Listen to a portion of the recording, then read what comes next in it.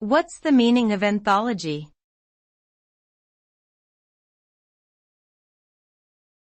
Anthology.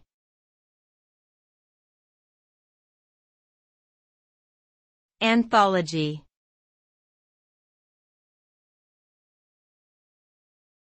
Anthology.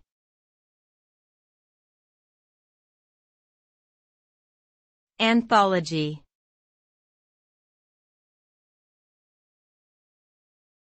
Anthology.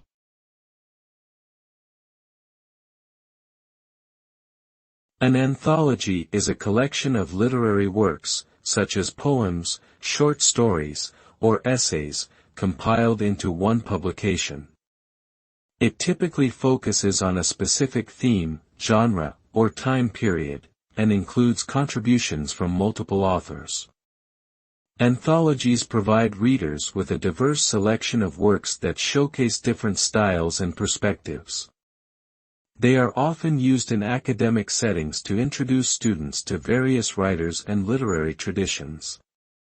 Overall, anthologies serve as a platform for writers to share their work and for readers to explore a range of voices and ideas.